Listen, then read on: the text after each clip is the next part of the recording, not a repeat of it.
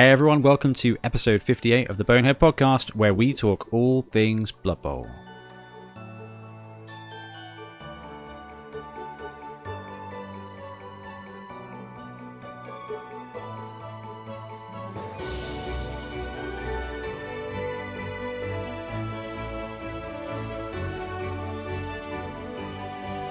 Welcome back, Merry Christmas. I'm Ben, and once again I'm joined by Blood Tithe Ben.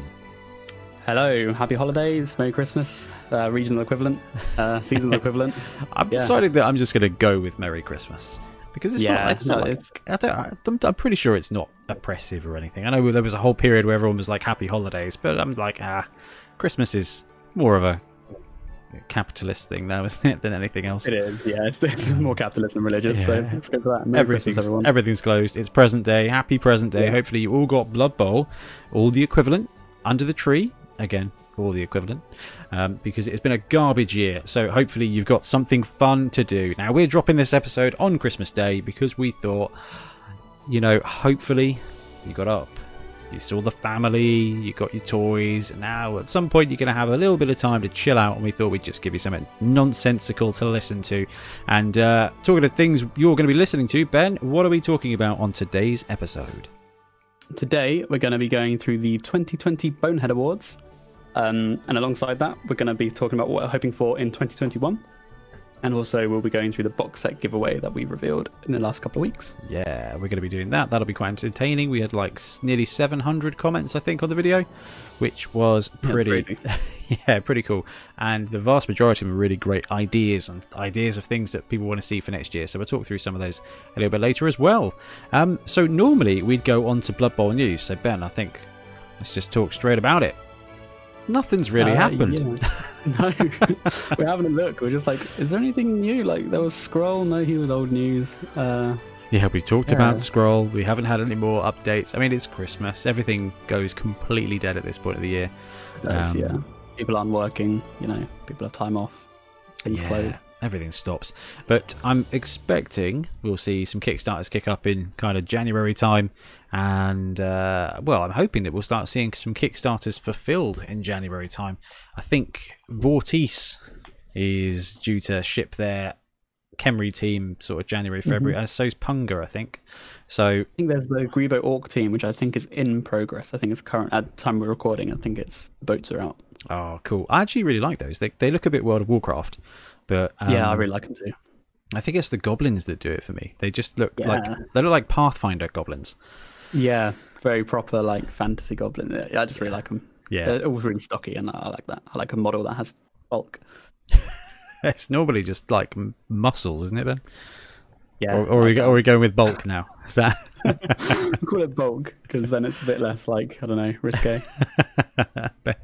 Ben has like one type of army, and it is essentially just topless men of different demonic heritages and things, I think, which is fine. Yeah, my girlfriend has been concerned a little bit. She's like, Ben, is this like some kind of like gateway into something? And you're even too young to have grown up with He-Man or anything, so you'd like to have the nostalgia. Yeah, exactly. I didn't even have that. Yeah. I did grow up with He-Man. And and Visionaries and some of like the really retro cartoons and stuff. Anyway, we're digressing. So we're going to take a very quick break and we'll go straight into hobby and games and stuff. Okay, so not a lot of Blood Bowl news because we've had like a monster Blood Bowl year, to be fair. Yeah. To be fair. So hobby, Ben, what have you been up to, man? I've been pretty much exclusively up to ogres. So we were talking about the muscles and, you know, big bodies before. Flexing my male form with some ogres. Just sort of show one on camera. Oh, nice. I don't know if the green screen is going to eliminate half of that, but there's like half the base is see-through and the Bonehead logo is just floating behind it. So well done for that's some serious branding. Well done, Ben. Maybe hold the mug at the same time. Okay. Pretty good freehand to get all that the brand logo on. But yeah, no. So I've been working on them. Got about 2/3 of them painted now. Not based. I've got the bases done. I'm doing quite like scenic bases. But I'm really enjoying this. Like normally, army painting is something that I get really excited about beforehand, get all the stuff, and then it just sits in a box for eternity because it's just like a really overwhelming project. And like, I don't think I've actually finished an army before, because either you buy new stuff, you add to the pile. The thing is, though, just don't get around to it. Is an army ever finished? I mean, this is probably AOS, for example, is a great one to talk about that, because you get different units, and then every year the General's Handbook lands, and some units just get worthless. Now, the Ogre army's got about 7 or 8 units total, doesn't it? So you're not likely to have anything drop out. But what if they like nerf the lead belchers? You know, your cannon boys. Then you're going to have to backfill them with iron guts or something. Yeah, but I think with this, I don't really mind. Like, this project was always just like, look, I got the big box, the army box. I got the Feast of Bones half, and together it makes some really nice 2,000 points, with a couple of extra, like a battalion, and then I can just, that's just it. And it's less of like, I don't want it to like, I don't want to min-max it, I don't want to tweak it. It's just, this is 2,000 points, and yeah, it might change, but there's a little bit of variance, like factored in about 10% or 1%, sorry, each way, just to accommodate for their 20 points or whatever. Actually, that's fair, because in AOS they kind of have like a the command point system kind of works like inducements in Blood Bowls, doesn't it? So if you it does. Yeah. In fact, that's probably exactly where the rule for the Prayers to Nuffle table came from, because in AOS, if you're 50 points down, you get a roll on the... Oh, the guys said this in the comments. They commented on us to tell us what it was. I can't remember what it is now. But in AOS, you get like a random magic sword or magic power. I think that's where they got the Prayers to Nuffle idea from. Even though they cleared that up in the FAQ, and it did not go the way we wanted it to go, which is very sad. It is a shame. It is a shame, but you know, these things happen. So you've been absolutely smashing the ogres, like, to beyond belief. I've done a few on stream, which has been fun. I dropped some in some water in the last painting stream, so if you want to watch that, that's on YouTube. It was no, but it is just fun. Like, I think these, like, this is where I'm sort of tackling this with a different mindset of just like, look, this is it. I've got a really quick method on them now, and it's mostly airbrush and then just metals, and then that's basically it.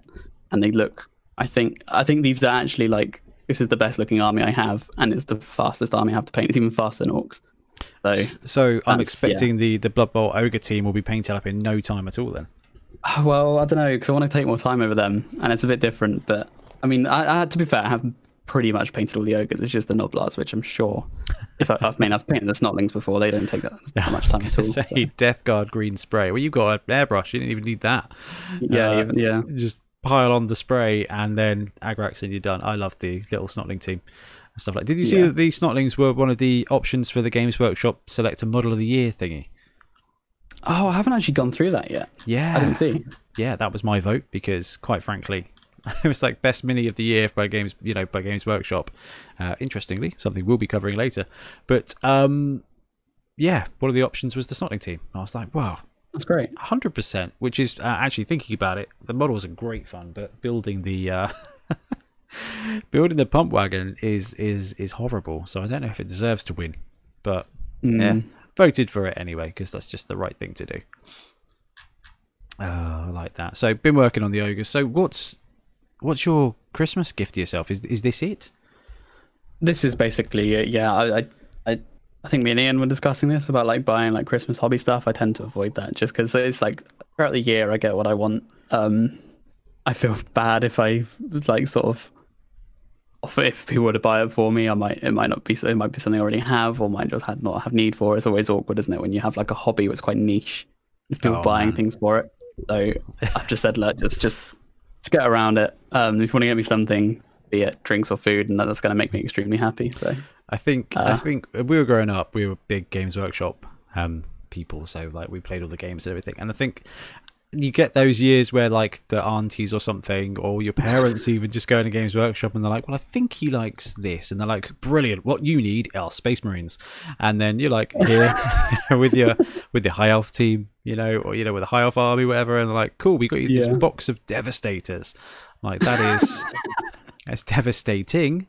Thank you ever so much. Like, and then it went to vouchers, which was great. Ian's Auntie Jackie always gave him a Games Workshop voucher for every Christmas, like £15, and he would Can't go wrong with that. It was so good. It's brilliant. It was so good. But yeah, Tiff always says this for me. She's like, I really want to get you toys, but you have all the toys, and I don't know which toys you like.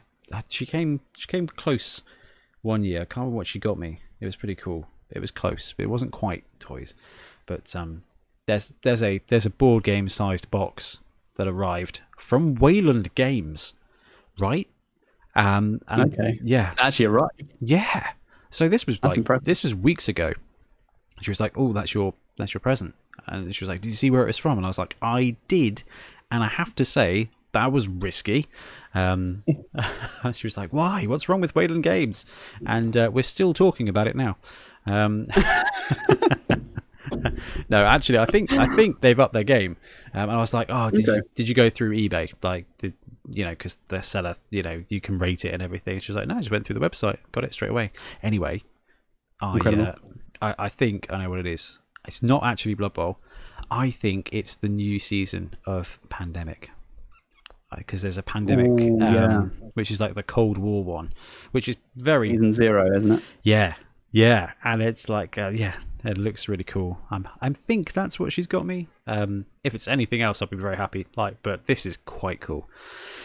Because I've got her... That's such a good game, Pandemic. Oh, I got that for my sister too. My sister and her boyfriend. I got them the season 1 because they like board games, and I was like, hey, it's a good one to play with 2 players. It's fantastic. So season 1 is so good. I've played half of it twice with 2 different boxes and 2 different groups.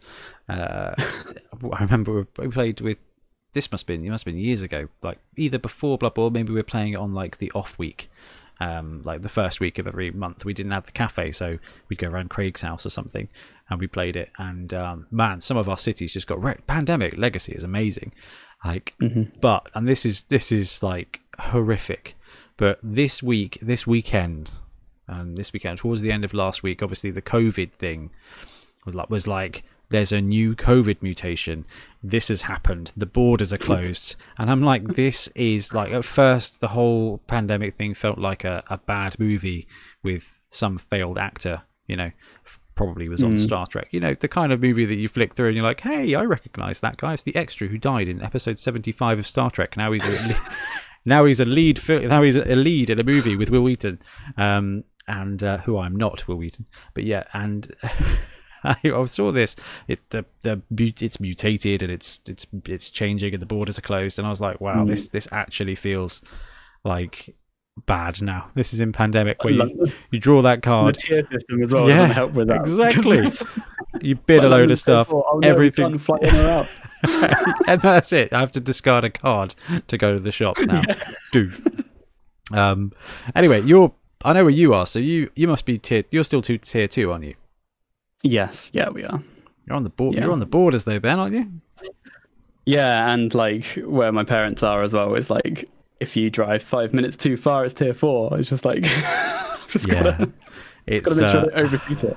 It's so surreal. Like, our company has said, boom, everyone who was shielding is now shielding again. Like that was something they pulled like that on Sunday, which obviously the government was like, everyone who's in tier 4 should be shielding, who is clinically extremely vulnerable. But our company's just said, no, everybody shields, be safe, which is important because it's a disease, it's a serious thing, and so that just happened. But I'm like, right, so the point was that where am I? Like one of my stores is right on the edge between tier 2 and tier 4. And there are lots of people who work there that are literally, like you said, Ben, minutes away from tier 4.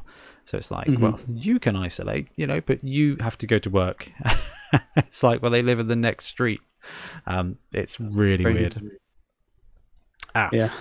But what it did get me thinking about while I was on the drive home yesterday was, what would a tier 4 Blood Bowl team look like? Yeah, Snotlings are tier 3. Right? Is it a team with just trolls, or is it a team with just Snotlings? Yeah, I think you might be right, actually. Like, that troll team with 4 trolls was awful. But if it's like 6 trolls... Right, the one you ran at Bonehead? Yeah. Like 6 trolls without any kind of backup. Like, how would you fill up a pitch? You must have to have like a special rule, which is like, you don't need 11 players for this team. So you just lose. I don't know. I think I would let my opponent run 11 trolls. True. I mean, yeah. what would the TV be on that? 12, 15 just for the trolls. Say, it's got a couple of re-rolls. 1300 TV. It's only 300. Extra. Everyone's really stupid and want a 4+ to do anything. It's like playing vampires. Yeah. Is it too soon? Was that too soon? They got hurt by the FAQ as well. Hard. Yeah. Oof. They got bitten. It's bad. It was animal savagery on Games Workshop's part. Vampires, yeah. Poor vampires. Let's talk about vampires for a second, because the Punga team, the Punga Kickstarter, was awesome. The team is awesome, and it's going to be, landing next year. And so those of you who are out there, when I did the vampire video, I was like, this is the best vampire team I've seen. There's the Succubus one. I think Grebo or Woody Miniatures or someone do vampire teams as well, and they're really, really good, but none of them are as good as that Punga one. And I agree. There's a load of people out there who've paid 80+ euros for this absolute premium vampire team because they love vampires. And oh man, just absolute gut-wrenching.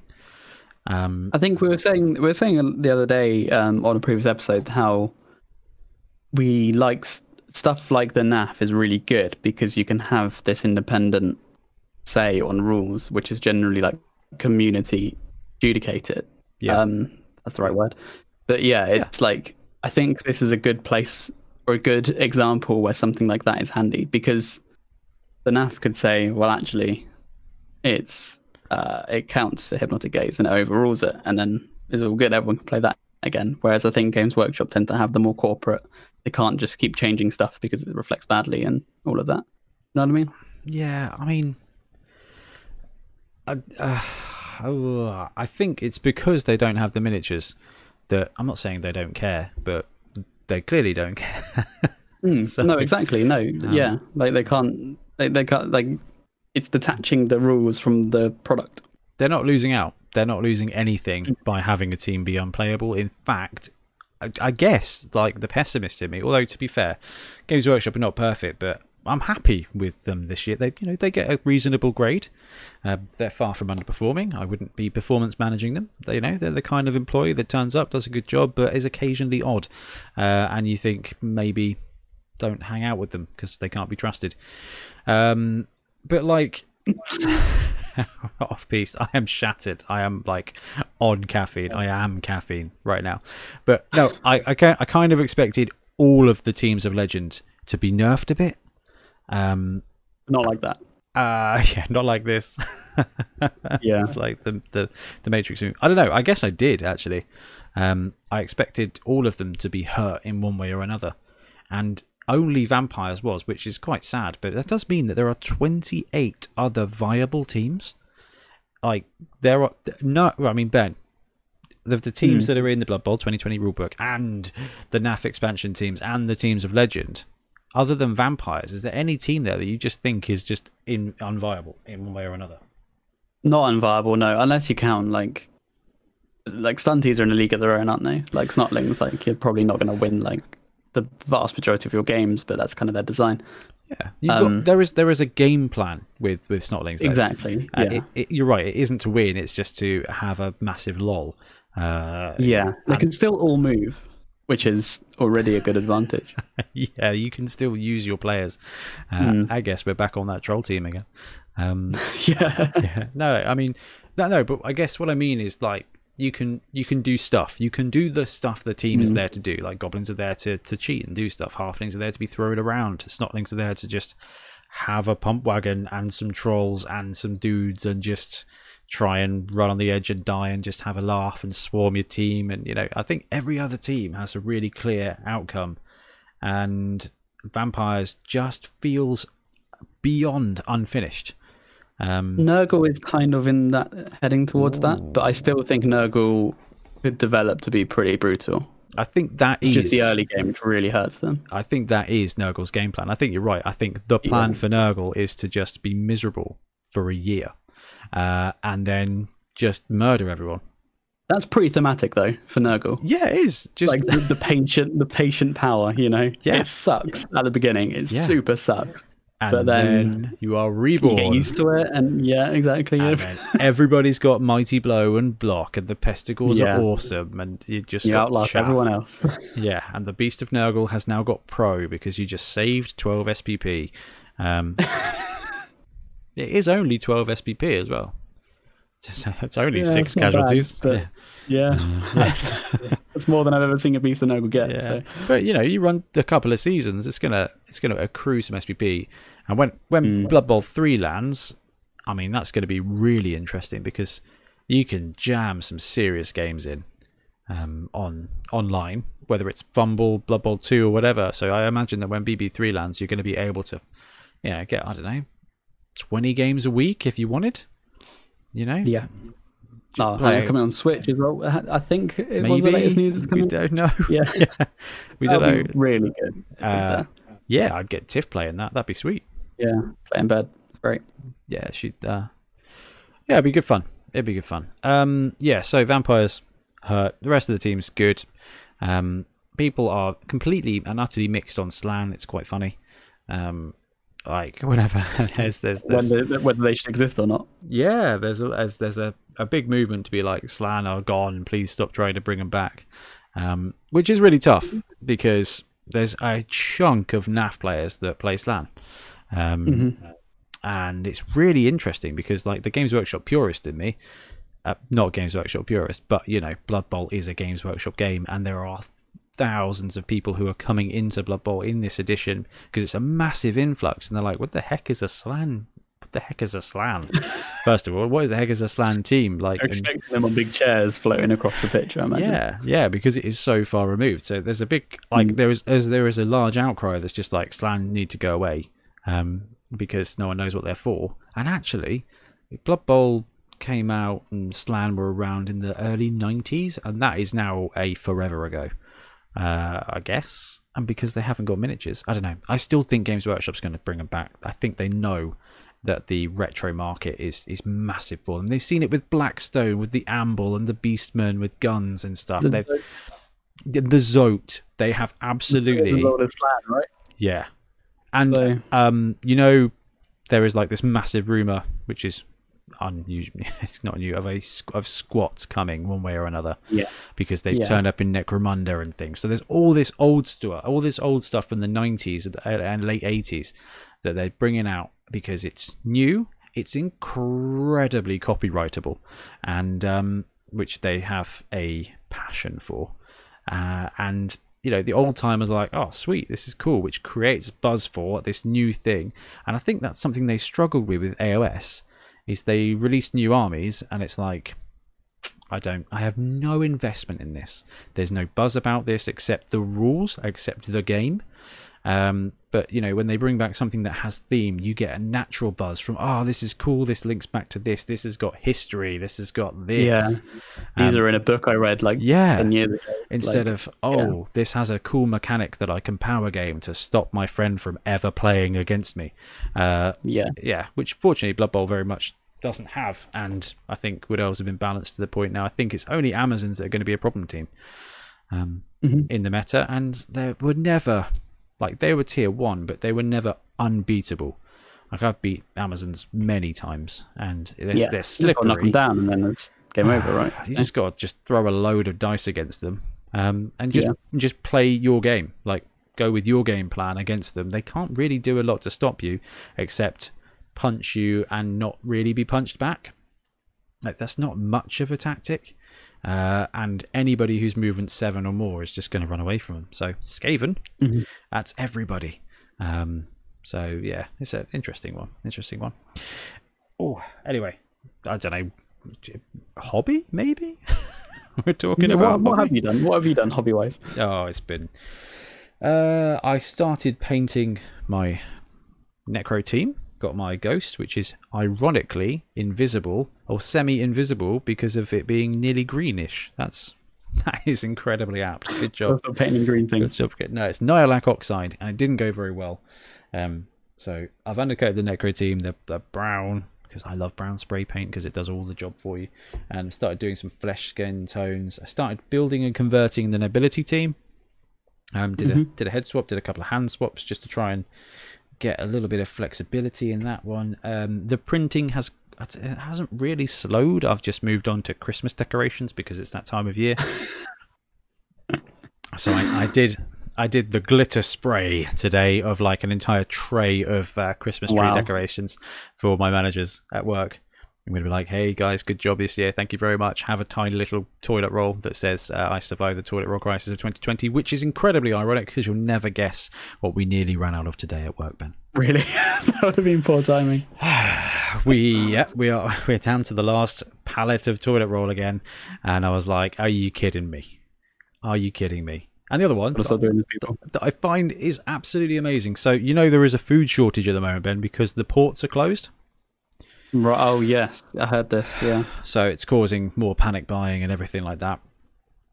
All of our veg, UK sourced. We have a veg shortage. Why is the veg shortage there? According to head office, it's because the ports are closed. Okay. I was like, there is a disconnect here between the real world and what this person who is paid to work from home is self-talking about anyway. So it's been quite entertaining. It's been a really interesting week, man. It's just long work. However, it's nearly Christmas and everything stops at Christmas for a day. So that's quite nice. Enjoy the time off. Yeah, it'd be good. I mean, what's Christmas looking like for you? Yeah, I'll just be seeing my parents on Christmas Day and then a bunch of hobbying, which I'm going to hopefully get this army done and then maybe go back to Blood Bowl because it's been, I don't know, I moved on to Age of Sigmar because I felt I was doing a lot of Blood Bowl hobby. And then now I'm just like, now I want to finish the Age of Sigmar and go back to Blood Bowl. Yeah. But that's it. Fantastic. I am looking forward to stopping and just... I think it's really bad, but I think I want to paint the nobility team. Yeah, go for it. Oh, actually, that said, if everything goes to plan, we might need the necro team in a few weeks.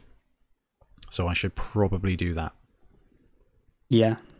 I will do that. That will be my Christmas hobby thing, is getting the necro team done. Well, it's not as fun if you're not painting the night before you need it. So it doesn't get done otherwise. I guess I've got a week and a half, so that's quite cool. So doing that. What else? I have been printing not as much stuff, but did print some cool stuff. Print some big minotaurs. Then the printing all went wrong and everything stopped setting and it just went soggy. Really? Yeah. But got new stuff, got new everything, and I haven't really had a problem since, I don't think. Okay. And then randomly I came up with an idea for a game while I was driving home. And immediately when I got in, put on a print for some more mana warships. So I put a print on last night for 3 great ships, put a print on this morning before I went to work for 3 great ships, came home, 6 great ships waiting for me. It's like, this is a fleet. Got very excited. And a good feeling. Yeah, it was quite good. I sat at a conference call and finished off the rules earlier on today. It's called Sea Cry because I was like, Warcry, it's got a pretty flexible engine. That might work for any kind of game, you know, with the way the combat mechanics work. And actually, you know, you think about these games and you think about like strength, and then you've got armor and you've got armor versus wounds, and actually Warcry does away with that kind of. There's no save roll. It's just this guy's well henched, so he's got 35 hit points. And yeah, I love it. I absolutely love that system so much of just always doing stuff, but chipping, like. I don't know if you've had this chat before, and this is a massive tangent, but a system where you always do something, even if it's minimal, always feels better than just rolling like a save and denying it all. Yes. That's just in my personal opinion. Like, yeah, I'd much rather something have 40, 50 wounds and you always go through with your attacks than something with like 3 wounds and a 2-up save, because that never feels fun. It does not feel fun. In fact, I actually don't like the opponent rolling dice during your attack. First of all, from a streamlining point of view, but also from a satisfactory point of view. Like, I would rather have the armor save like reversed. I mean, this is why it works so well in Blood Bowl, is because here's my stats. Do I knock you down? Yes, then I'm rolling against your armor. There's nothing you can do to stop, because it is just really frustrating when they roll double 6s or they roll a 6. So they just, bamf, all of their saves and everything was for nothing. You're kind of like, oh god, I hate you. Like you could have started with that, and I didn't have to do all of my rolls. Yeah, I just hate you. But sometimes when you roll ones and you fail, you're like, oh, that's on me. I don't know. I like that, and I like the speed element as well. So for like a naval combat game, I was like, well, his hull is thick, and actually, what's the difference? Because in Engage, you've got shields and you've got hull, and there are some ships that have mega shields and hardly any hull, and then it's kind of like, well, actually, quantum torpedoes, which double the damage roll, is actually like makes a difference. I was like, well, what would wizards do in a game? Like, what would wizards be versus cannons? And I'm like, they'd probably be like armor piercing, but actually, in like a Warcry version, they would have like just higher damage, or their criticals would just do way more damage. And it's like, I rolled a 6, that's 6 points. Oh no, it's just nonsense games. Nonsense games. Try on tabletop sim if you want. You can test out your rules. Yeah, that'd be great fun. So yeah, that's been my hobby. Have I played any Blood Bowl? I might have snuck a fumble game in with Salan. I played a few in the last couple of months, just saying goodbye to Edge for throwing. Yeah, at times. Yeah, I think I drew. I'll draw most of my Slan games, just because I'm like, haha, pulled out a ridiculous, solid defensive touchdown, but then I redeploy and I've got 7 frogs and everybody's dead, and it's just heartbreaking. And then you just keep throwing these frog bodies in front of the opponent, and your opponent's just absolutely having an SPP casualty frenzy sesh, and you just end up with 4 guys and a draw. It's like, but. It's just that one play where you just leap this guy, leap this other guy, bring this other frog in, and just do some absolute garbage. It's just so awesome. Like, I really love it. Makes it so worth it. I had that with the similar thing with the Slanesh team. Oh yeah, they all have like very long legs as well, and it's just so much fun. It's so much fun. You were just constantly pushing your luck, and There's a good few turns where stuff just absolutely works, and your opponent's like, this is ridiculous. But they don't realise that like, for all 4 of the other turns, you've knocked out one of your own guy each turn. Yeah. It's all leading up to that one glory moment where all the dice just go in your favour. And that might be the answer, Ben. Maybe the tier 4 team is a stunty team with a leap. Or the Squig team with animal savagery. Dude. Yeah, that probably would be it. So many people were like, we need Squig teams. And I think animal savagery is probably a great skill. Like, it's absolutely prime for that. I think it just makes way more sense as a Squig team than it does as a vampire team. So, I don't know. Fingers the mindless savage animals, then, like, that's why it makes sense. Just chomp stuff. And, I think it's great. I think that's... I think that's a plant. I really do. I think that's there for that. Not just the Chaos Dwarf Minotaur. Anyway. So yeah, hobby wise, that's been my jam. Hoping that on Christmas Day might get to play some Pandemic. If not, I got Tiff the Harry Potter Hogwarts Battle expansion set, the potions and charms. It's such a the core game is really good. It's just a great co-op game, and it's kind of light as well. I like it. Tried to play Munchkin with her, and it wasn't fun, which was a shame. It's always better with a group anyway. It is. It really is. But that is one thing you cannot have these days. So yeah. So not so good. Not so good there. So yeah, that'll be Christmas Day for us. I think that'd be nice. Looking forward to that. Right. Anything else on the table, Ben? No, I think that's about it. Should we go to the Bonehead Awards? Absolutely. Off to the Bonies. And we are back. So, this time last year, I think, round about that time, Ian Warhammer Hannah made a joke that we should do the Boney Awards. The Bonies, he called them, because he is a bully. Ian Warhammer joked that we should do the Bonies Awards for the best things that happened in 2019, and actually inspired that segment. So we are coming back now because we thought, actually, it's quite chill, it's quite fun to chat about the last year. So we can sit there on Christmas Day or whenever you're listening to this and just think about some of the cool things that came out in 2020. So, bit of a challenge. but actually we've had a bunch of cool stuff. So we have got a list of things that we are going to talk through and just talk about what our picks were. And we're going to start right at the top here. So Ben, Games Workshop best Blood Bowl team. This was actually really tough because we've had so many. For me, I went with Snotlings. And why did you go with Snotlings? I think it was...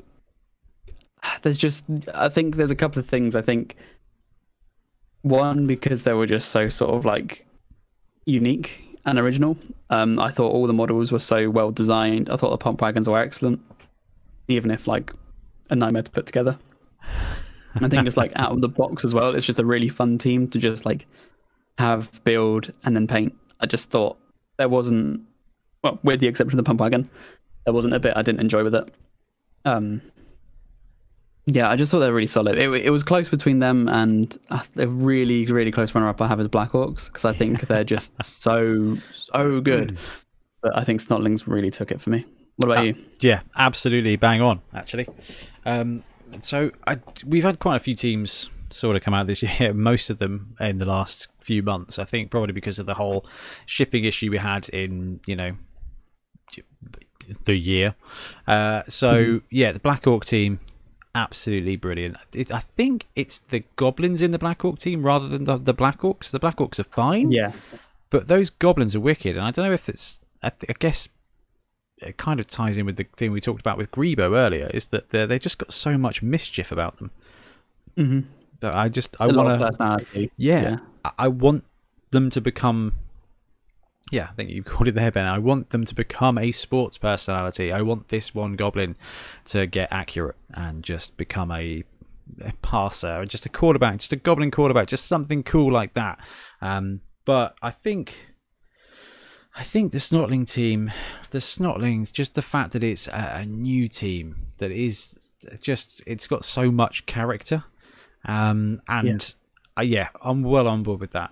Each of the miniatures is brilliant. I know that the pump wagon's absolute garbage to build, but when I built their second one and I converted it, I had so much fun converting it and building it slightly differently. So I don't know, that kind of had its own charm. And the team is fun. I do like the nobility. I really do like. I mean, well, yeah, I would hope you do.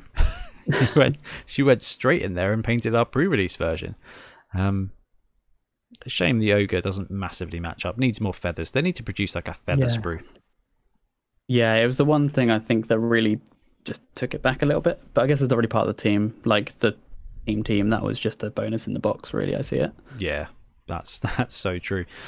I like the design element, and now I've decided that I'm going to paint them up like the Miami Dolphins, because if you put the pipe smoking helmeted head onto the quarterback, onto the thrower, it looks like Ryan Fitzpatrick, who's just one of my favourite quarterbacks, because he's just the quintessential 3+ passer. Definitely doesn't have sure hands. Definitely not passing 2+, but he just so much. He just punches up all the time. He's been benched now for a brand new starter who's very good, to be fair. Tuo, what's his name? Tua Tagovailoa. New man. Yeah, the new guy, Tua. He's really awesome. Anyway, I'm a big fan of that. I think they've just done a great job. Right, so non-Games Workshop. So we've covered a ton of teams this year, Ben, on the cast, in the news segments and stuff like that. Ooh, that's exciting. Didn't know my screen did that.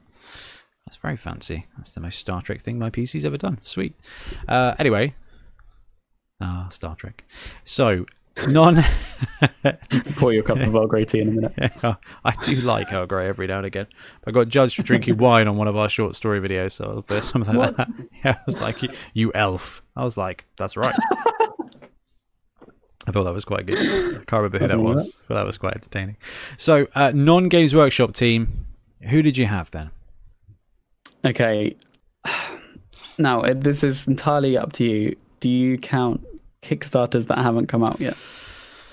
Oh, what did we decide last year? I can't remember.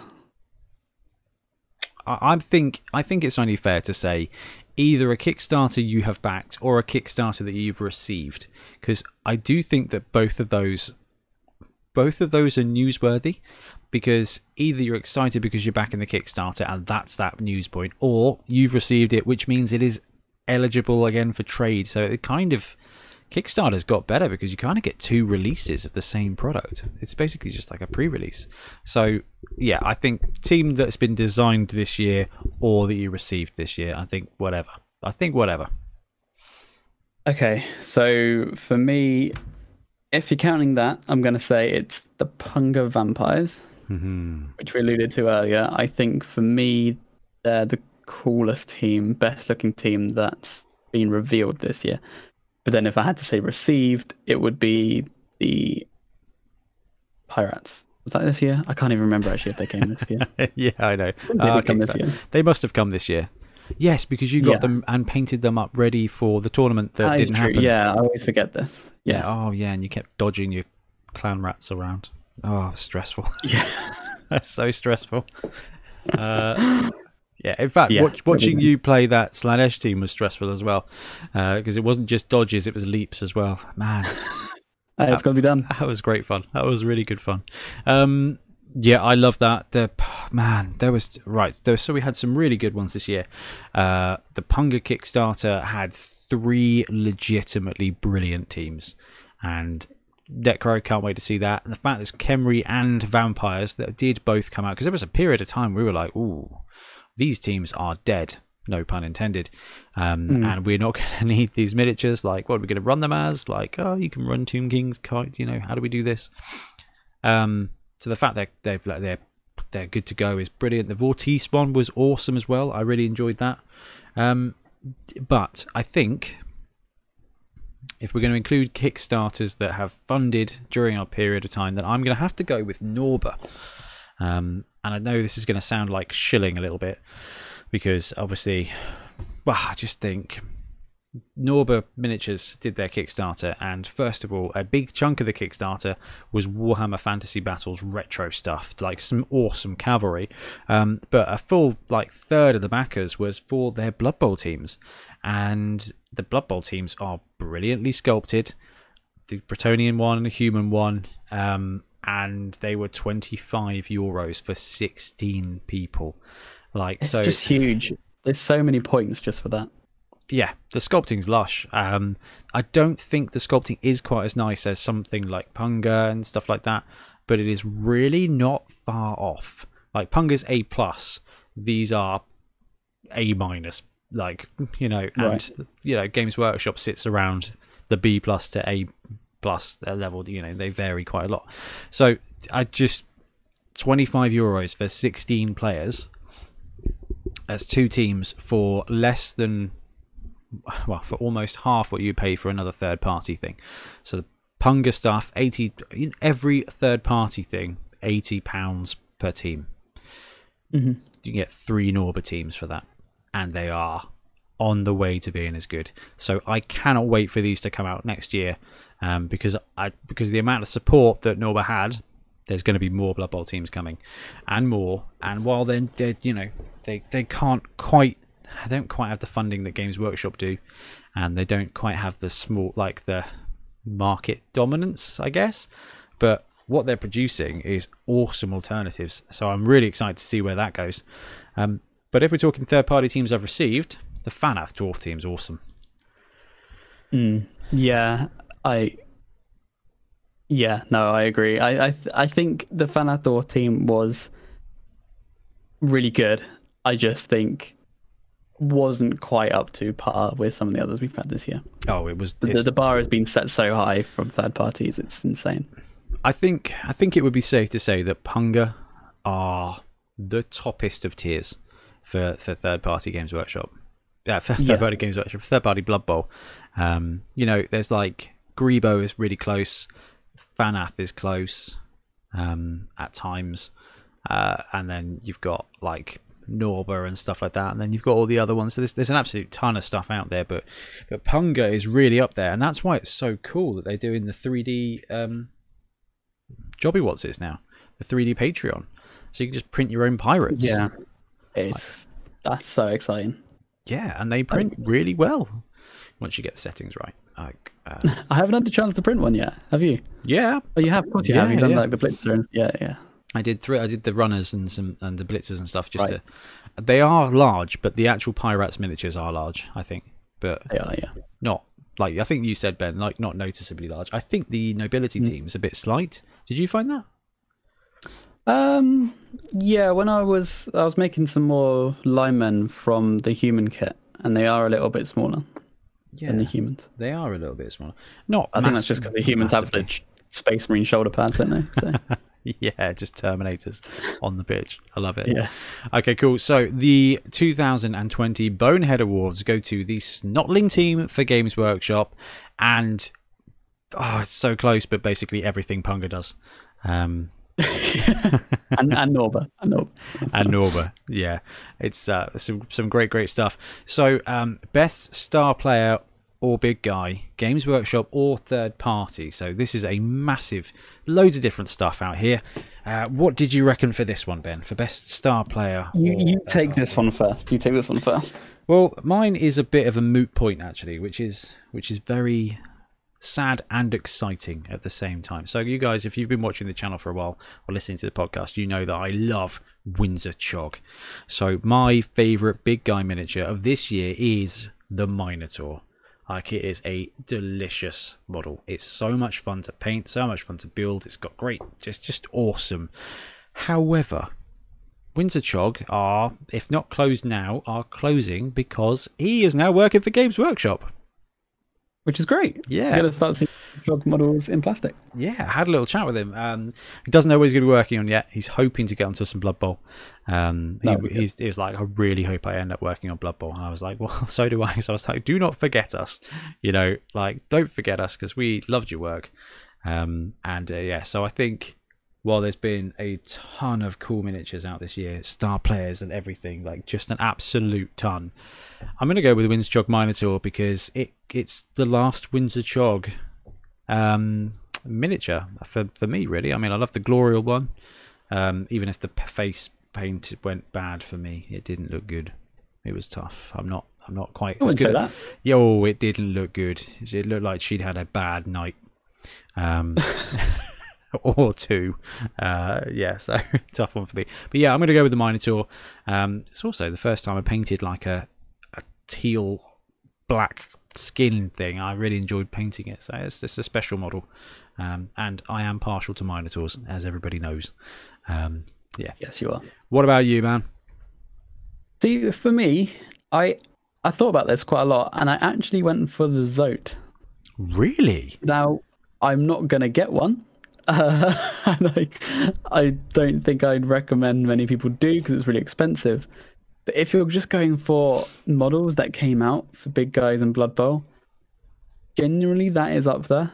I just think it is really good. It's one of the models I've looked at or that have come out that I've just thought that is really nice. Let's have a look at the Zote. It is really cool. I think you're biased because it's got the corn, maybe shoulder pads and leg pads and armor pads and things. It's just, I don't know, man. A Zote team would be sweet. Saw loads of comments about that as well. It really would. I mean, they're not great, and bless him, Zolcath is not great. One of the worst star players, I think, in this edition. Which is why it's so gutting, because you're quite right. The miniature is absolutely blooming lovely. It's a really cool thing. Yeah. I'm surprised at that. I'm surprised. Yeah, I know. I was actually this one was tough, and Baraga was also a contender. But I don't know. I had to think about all the models that have come out that, like the star players and big guys, was the one that really made me think, damn, that's awesome. And it was like, obviously the Tree Man would be in there if it hadn't already been out for years and years and years, but no one noticed, right? Oh my god, how have we not gone with this? Obviously the best star player is Acorn the Squirrel. Oh yeah, that is true actually. How have we missed Acorn? In fact, this is quite entertaining. One of the comments on the videos was someone actually submitted a whip Wednesday of a 3D model they'd made of Acorn, and I was like, oh, that's sweet, like send me the file, and because it's a tiny squirrel, I just ended up over the last few prints just like filling in the tray, and now I've got like a whole bunch of these tiny squirrel star players. And random BattleTech mechs, actually, because I was like, oh, this doesn't need to be printed in 5 hours. I can print in 8 hours. I'll just chuck a mech on there. They go hand in hand, as the old tales say. The squirrels and the mechs. Squirrels and the mechs. Yeah, tiny squirrels. I thought this was awesome. I'm going to do like a little review of this because I think he's great. Because we are one step away from a squirrel team. So I want to get this guy who sculpted this squirrel to sculpt more squirrels so that we can have a squirrel stunty team. That could be the tier 4.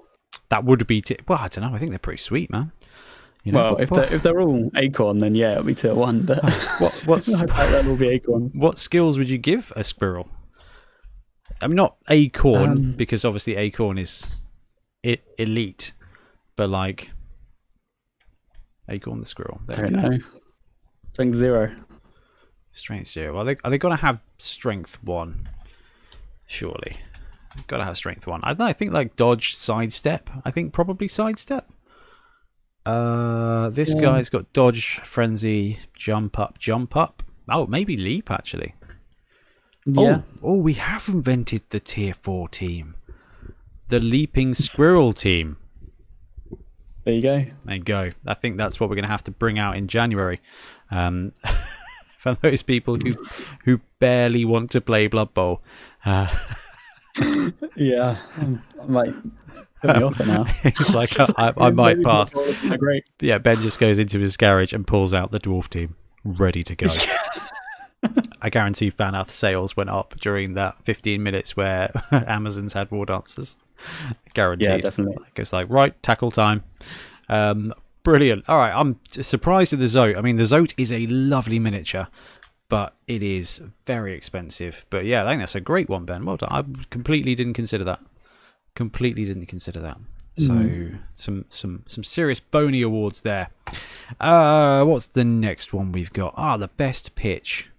Had some cool pitches out this year with the teams.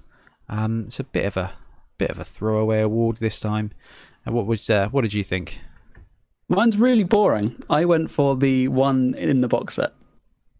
The pitch that you get in the 2020 box set. Concur completely. Yeah. Hit us up. Why did you go with that one? I think the grass side is a really cool ordinary pitch because I'm quite boring. I like playing on my grass fields. But the other side is great. If you want to play like sewer bowl, street bowl, you've got like square tiles that you just are really easy to read. Yeah, I just think it's a dungeon bowl. Actually that's a bit more elaborate, but yeah, you've I don't know. I just thought that pitch is just, you've got two really distinct, unique pitches on either side. Easy to read, no nonsense. They just look nice, really nice.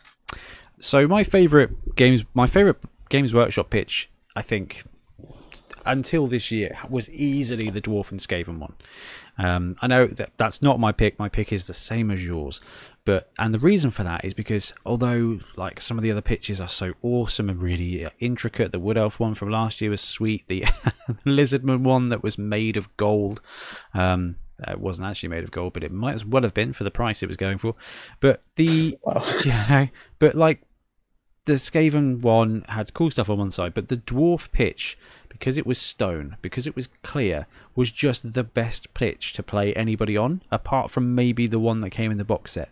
So this one, where it has the grass side that you can go sports on, and it has the stone side that, like you said, Ben, it's got that astrogranite side, so it looks like it could be a dungeon, it could be that. It's got the skulls that came from the sweet 2nd edition polystyrene pitch. It's got the throwback.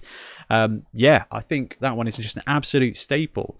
The Necro one was sweet, and the Snotling one was great fun. I've got it somewhere here.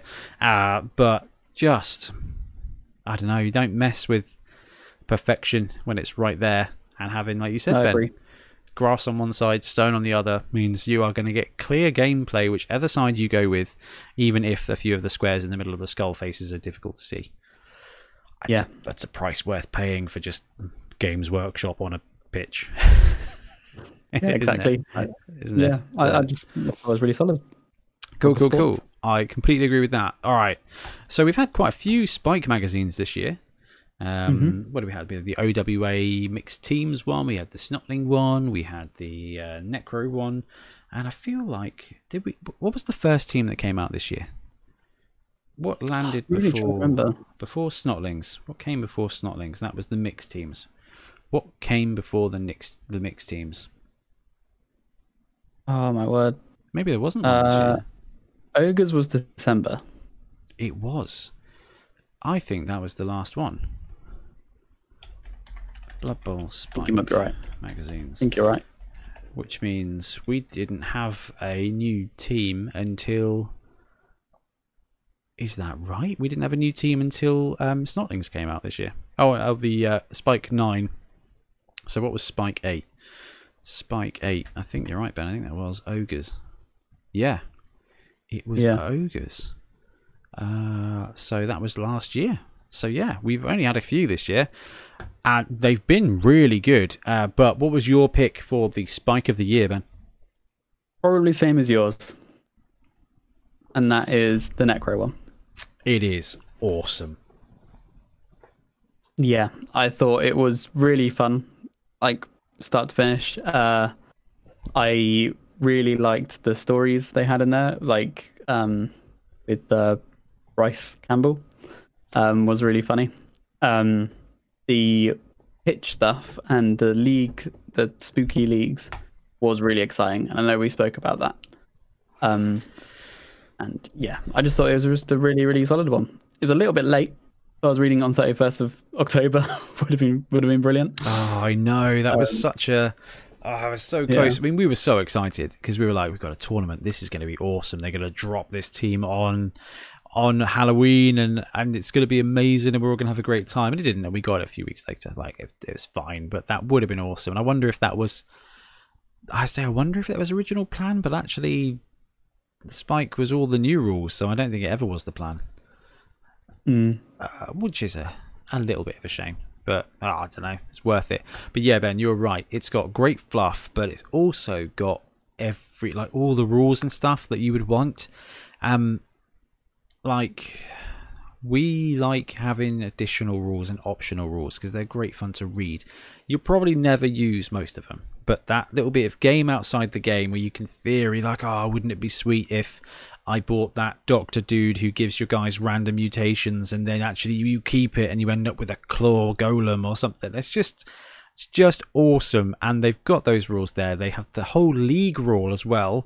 And I mean, was it the Lostrian one that we kind of gushed over for a bit, Ben? Yeah, we did. Yeah, that was really exciting.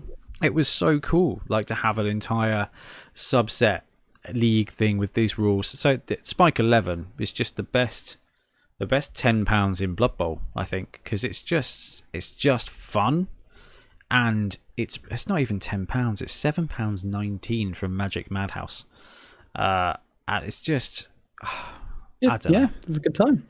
Ooh. I think you're right. It's like the game outside the game is really important to it because sometimes it is more or just as much fun thinking about the game in your head than it is playing these things. Because you are right. It's really difficult to get people to play stuff like this to be realistic. It's pretty tricky to be like, hey guys, let's try this really niche thing. Not everyone's as willing to just drop all our money and time on something like us. People are generally more sensible with that. Well, I think we talked about this before with all the pitch special rules and stuff. In our league, we said actually you can have a random pitch. If you use a random pitch, you get an extra 10k each at the end of the game. That was enough for some of it to come up every now and again. And it did bring in and have exactly the desired effect, which was those teams that want more cash or are hard up for cash are going to risk playing in a dangerous environment, which is exactly where we were going with it. So I think having a rule like that where actually if you use a special pitch or you use these special league rules, but everybody gets 10k extra or an extra MVP or something, you will incentivize that, and it's a gamble they can take because, hey, the Oracle said it in the Matrix with a cookie. It's all about choice. And if you just give it and make the choice worth happening, then you'll get those special rules. But yes, Ben, I agree with you. The Boney definitely goes to Spike 11, although they were all great this year. The background of the teams and everything was really cool. I mean, that's something I absolutely love. In each of these Spike magazines, there's 4 other teams that's just fluff. There's no paint scheme. There's no star players, really. There's just like, this team's from this place. Its name is here because of this. And this is what happened with this one guy. And you're like, that is enough to inspire a team. And, you know, we've been doing all these Blood Bowl short stories and the audio versions have come out. And just reading through the stories, and there's like a couple of key names. And I'm like, oh, yeah, I'm going to actually, like, I kind of want to put a team together around this guy now. Like, I want to do that human team that Dieter's putting together. And, you know, that necromancer who has people, you know, murdered so he can play on his team. I'm like, I want to be that team. And having that little bit of character to get on with it, I think is so good. And I think that's why the Spike magazines have done such a good job this year. Yeah, I agree. Oh, well, this next award is a little bit lackluster this year compared to the last year. But, I don't know, we did okay. So, normally we'd say, what was the best Bonehead tournament? And to be fair, normally we have 4 a year. We're planning to have a bit more next year, but I'm pretty sure we're all at home for January. So, that probably won't happen. So, we had Beachhead right in the beginning of the year, early February. We had and snuck in Mega Bowl in October on Halloween, like Ben said.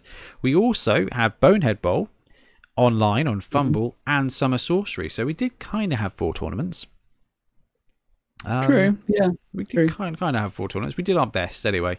I think we can probably do better, but I don't know. So yeah, they were all a highlight for me for different reasons. But Ben, Bonehead tournament of choice for you in 2020, what do you reckon?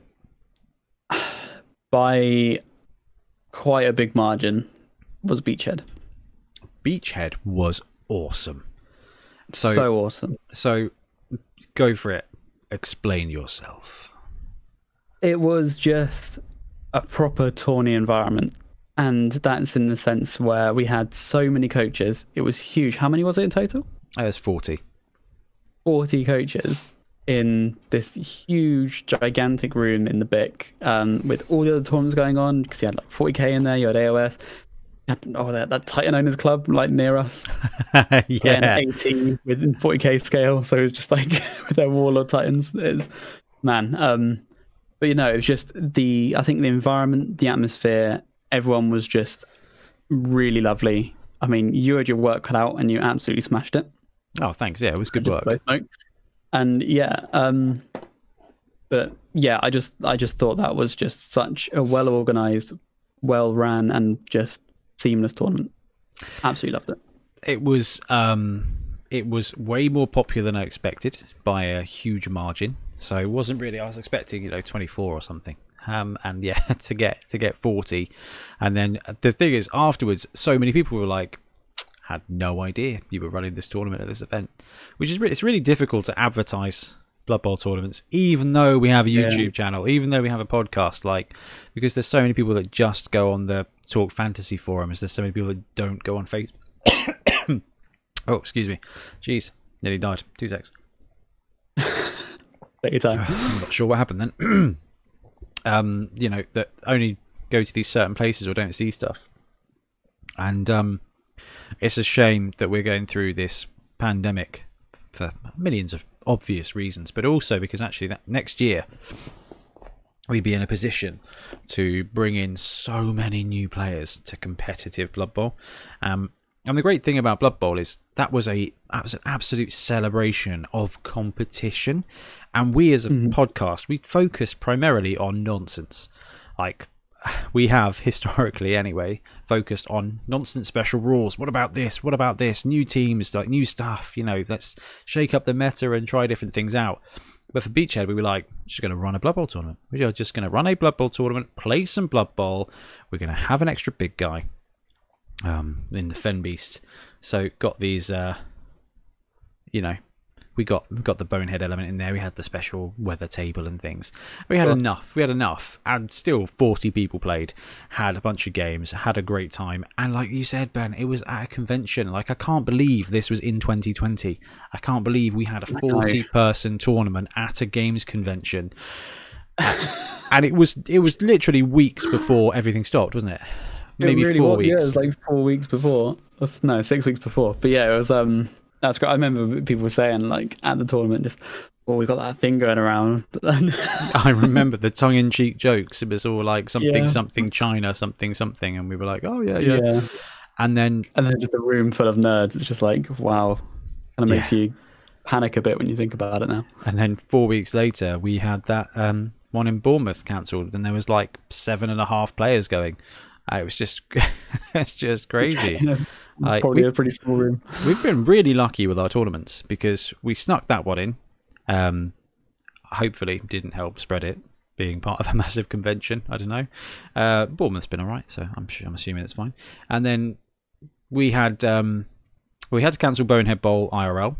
And then we had to cancel Sewer Bowl 7s, which I'm very sad about. And so we bundled them all into Mega Bowl and then had, 16 coaches? 14, 16 coaches in the end?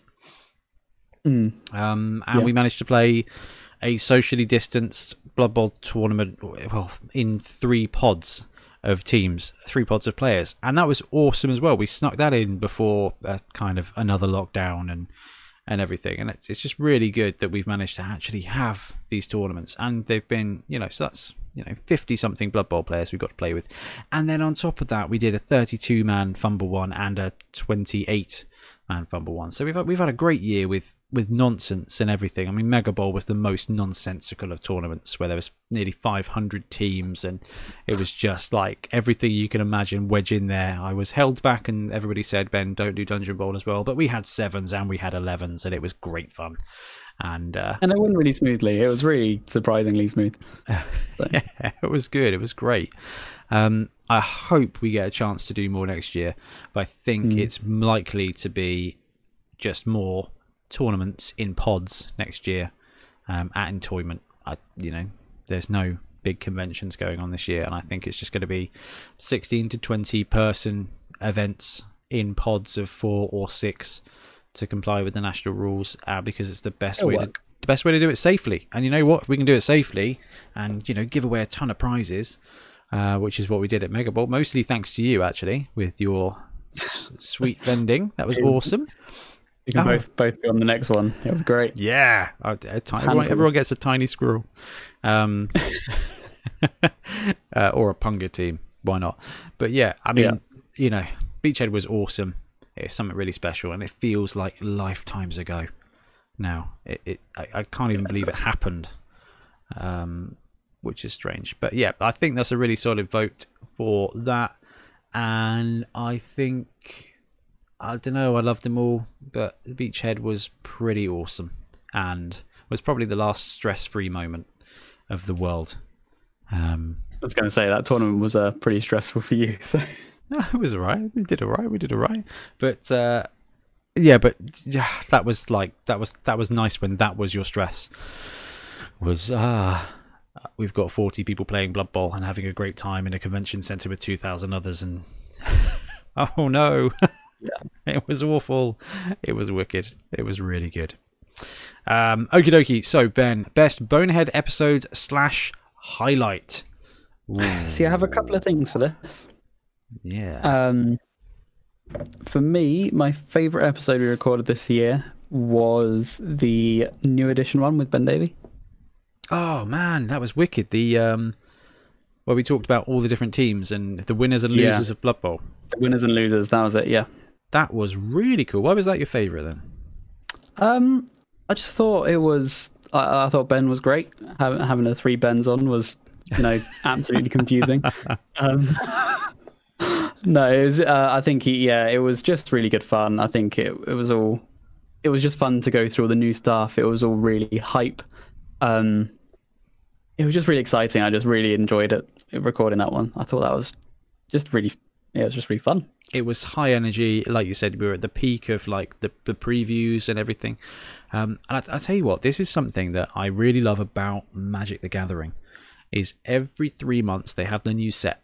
So for like a 3 or 4 week period, you see some cards come of the new set, and then you see more cards, and then you have the full reveal, and everyone's like speculating, and you get excited about the new meta. And we got to experience that with Blood Bowl, and yeah, I think that's a brilliant shout, Ben. That was a really good one. I'm trying to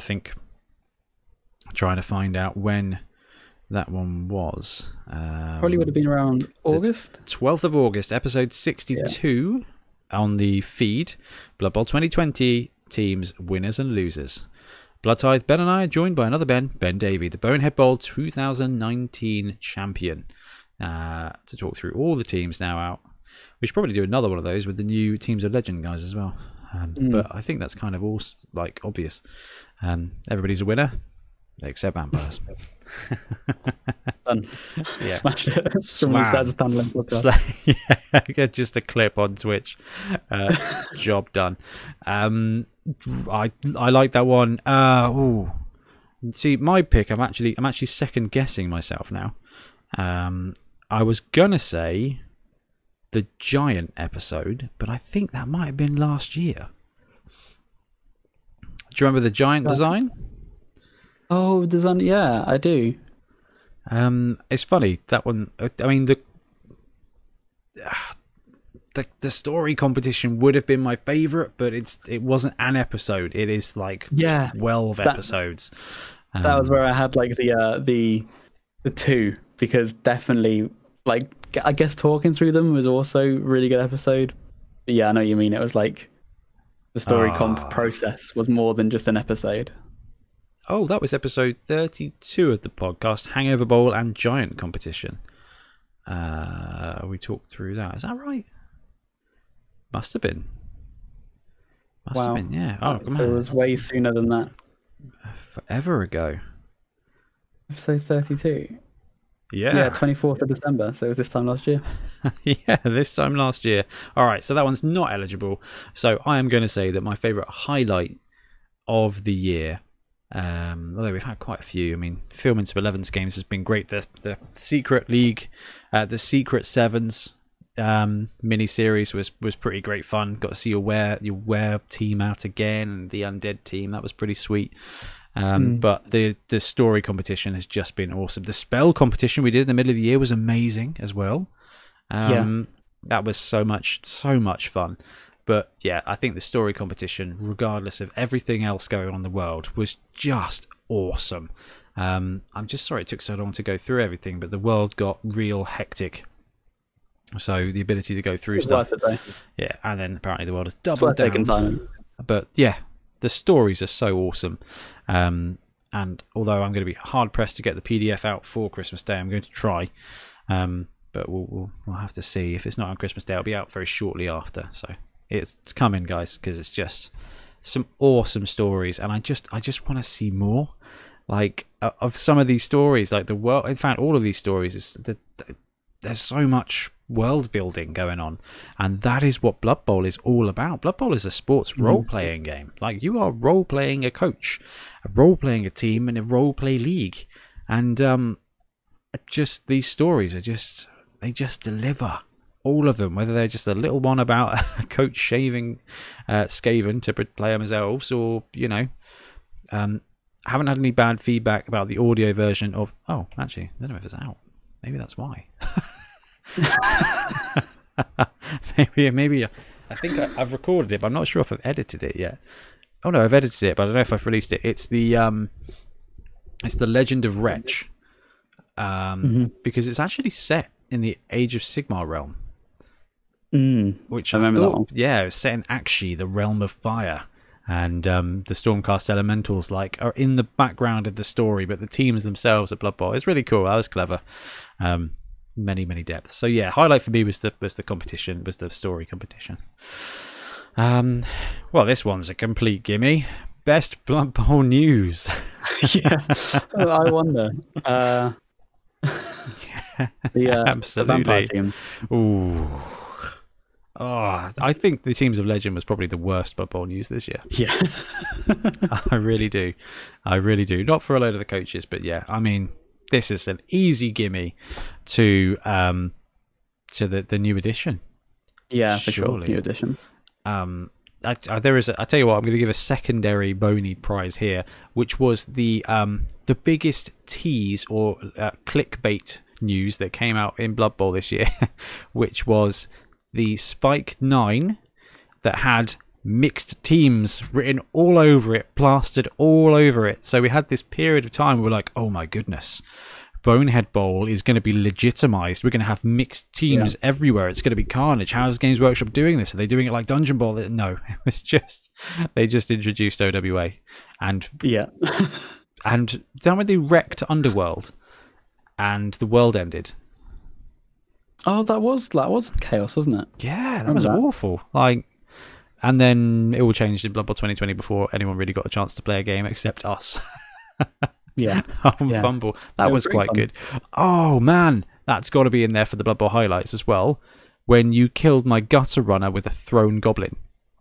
Absolutely, that was the proper like send off, wasn't it? I was like, yes, that was not happy. That was really entertaining though. I loved that. That was good. That was my clickbait vote anyway. And last but not least, the best Blood Bowl release other. The best other thing for Blood Bowl out there.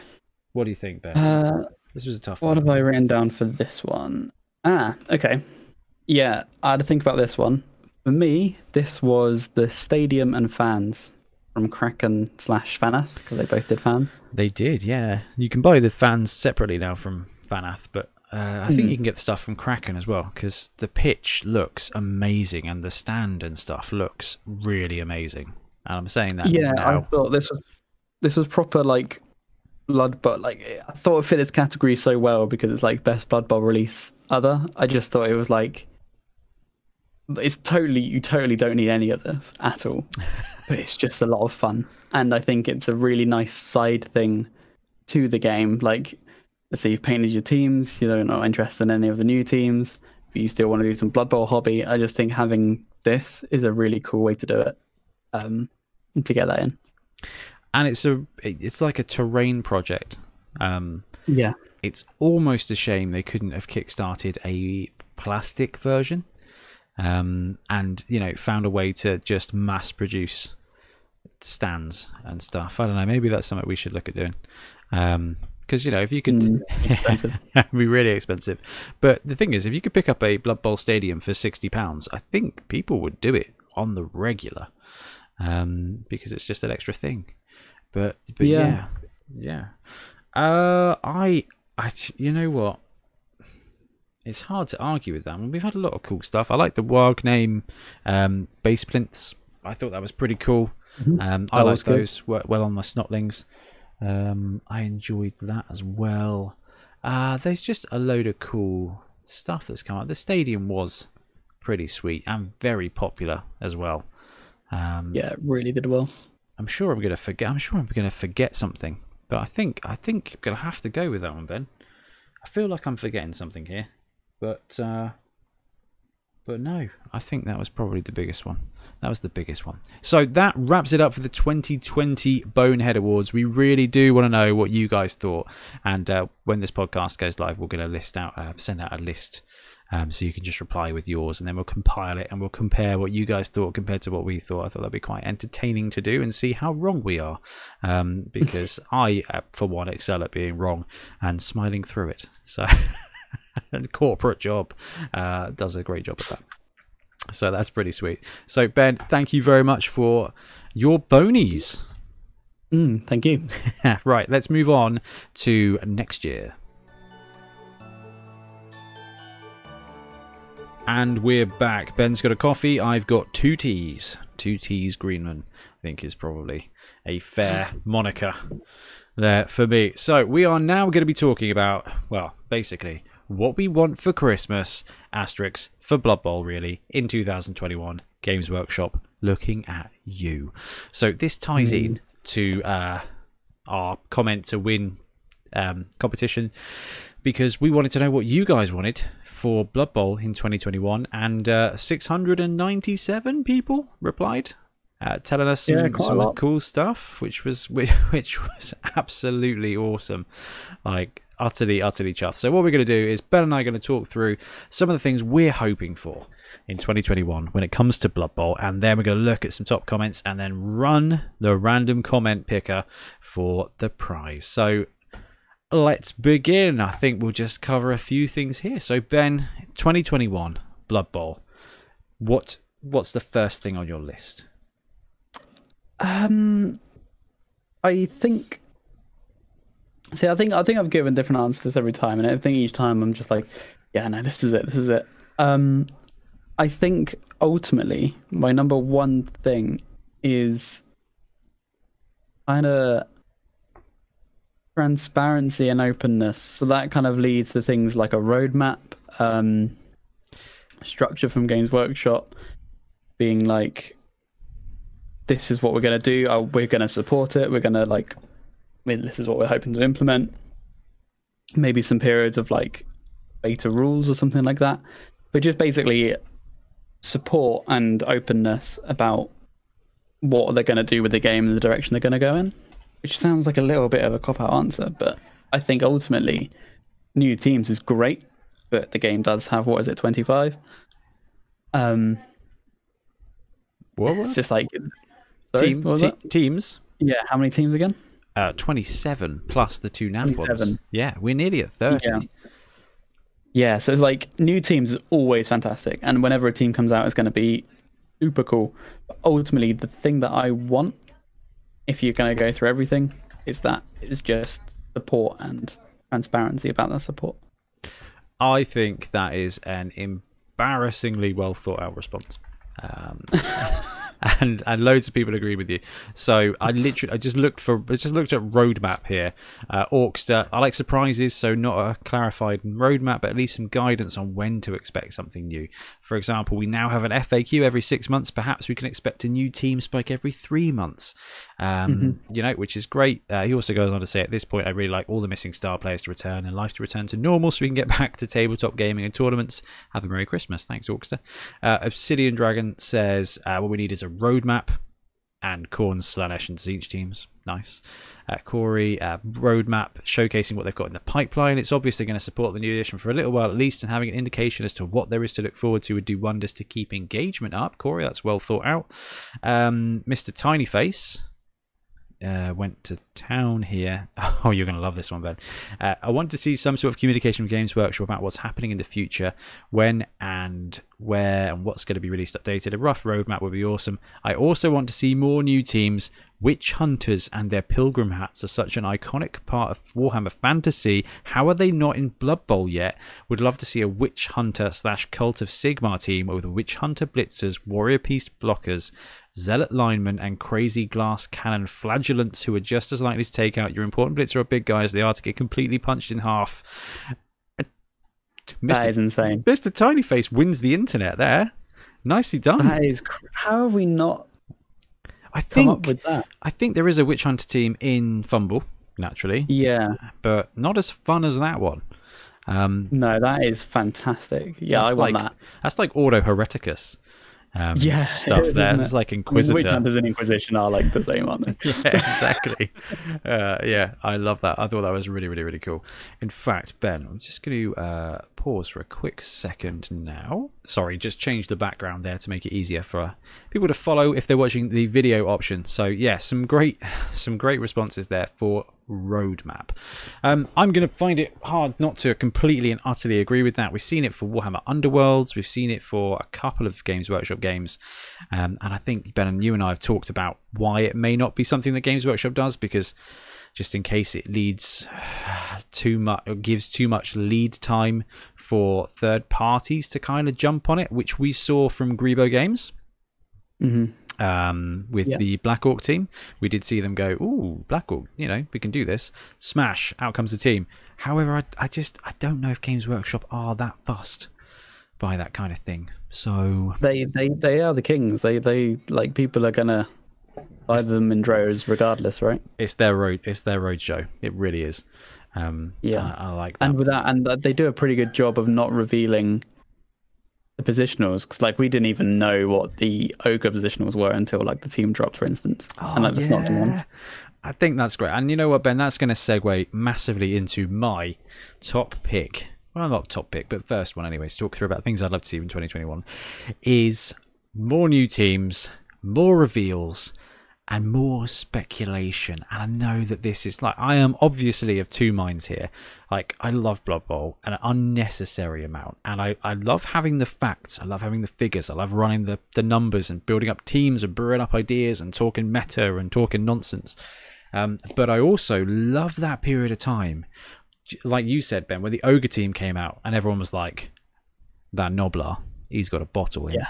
He shanks people. That's dirty player. We've got a dirty player, Noblar, everybody. And there's just arms everywhere and everyone's excited. And like, this ogre looks slightly left wing. We've got communist ogre team. And it's just, and you know, when the Snotlings landed, it was like, oh man, is the pump wagon, is it going to be like no hands? Is it going to be a ball and chain? Like, how's it going to do things? And they went the most boring route, which upsets me. I was going to say the great bit about all of this is whatever happens, we're always disappointed. yeah.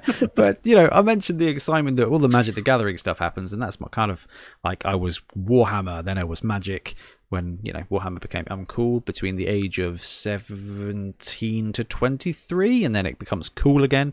And, you know, I just, that excitement of like speculation, I love it, and it works great for what we do. And just hearing from you guys out there being like, this guy's got this, and, you know, this could be this, and what if there's this? And it's just the most exciting thing. So I guess I just don't make us wait too long. Going into next year, like the tree man is not cool. That was not cool. That was far too long, and I get it. Like, if it was, you know, shipping delays and stuff like that, that's absolutely fine. But you know, we just had this massive release, and it's awesome. We've got like 75 new teams, and it's just like a complete new meta. But the thing is, and I think what was it? Was it Corey who said about engagement?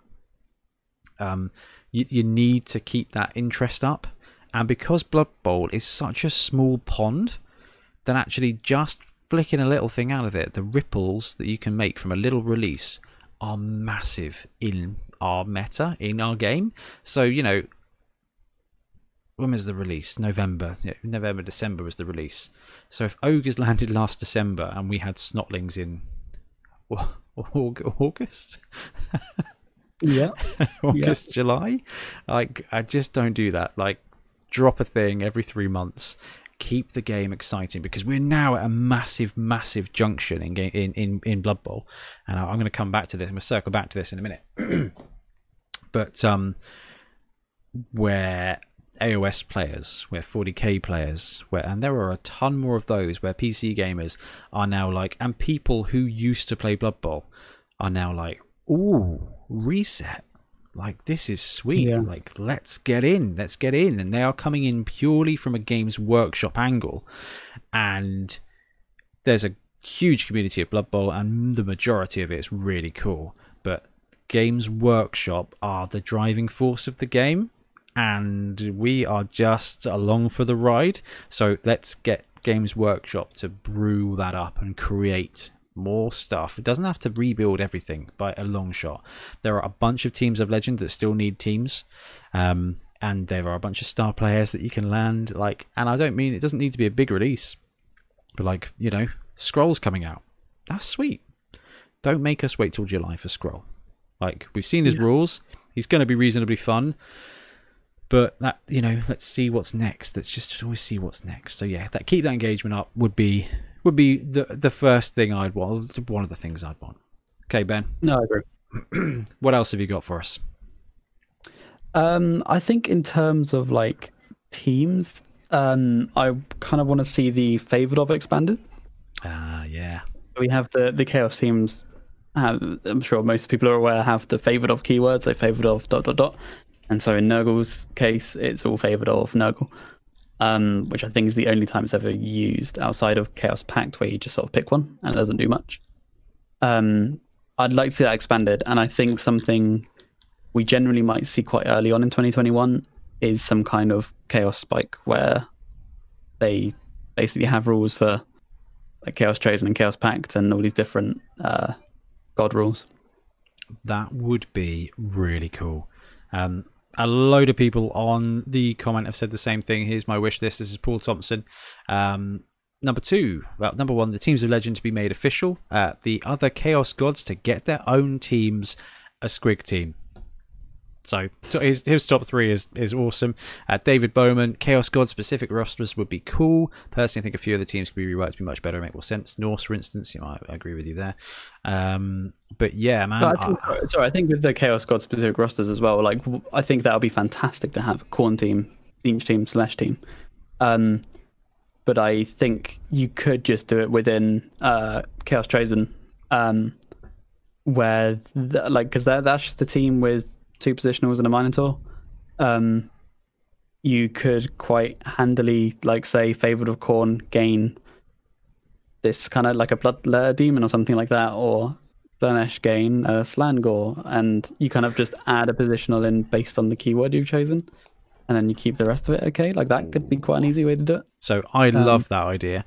I mean, I want that for Skaven. Like, yeah, I want an Eshin thing where I can have more gutter runners and stuff like that. Well on board with that, man. I agree with you. Alex Tortosa wanted teams of Slanesh and Tzeentch, the 4 Chaos Powers, all need a team. Kill Team Academy. I'd love to see new models for that. There's so many people here that agree with you, want the extra Chaos teams. Tim Kelly, I'd love to see more Chaos teams. And also the end of COVID. Yeah, that is fair. That is a huge thing. That would be fantastic, please. I'm happy with whichever order that goes in, preferably reverse. Let's get COVID. Yeah, I'll take the end of COVID before it's Slash team. Shows how much I really want. Yeah, I'd really love thematic Chaos teams after Nurgle, so official Khorne team, and then Tzeentch, and then Slanesh.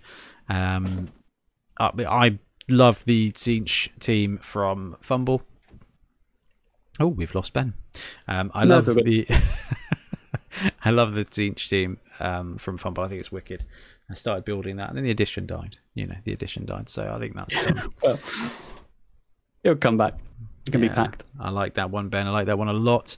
So what about you? I'm going to segue into a different one, and this one is very achievable, and I think we will get it, and I don't think it's going to be a problem. But it is Fumble secret teams to be upgraded to BB3 stats. BB 2020, so that we can include them in our tournaments going forward. I don't entirely know what's going on Fumble. I know that they're introducing the new stat and they'll be upgrading early in the year. So I think Krista was talking about maybe the end of January, February time, which would be sweet. But I do not want, what was it, like 89 secret teams? Something like that? Huge amount of secret teams. A lot. I know that's a lot of work to upgrade them. Hey, Flick McConnell's done a great job. Stephen Knowles has done a great job hypothesizing this, and I just would love to see that stuff retained. A part of me would be excited to see it all go away and to start a new batch of secret teams.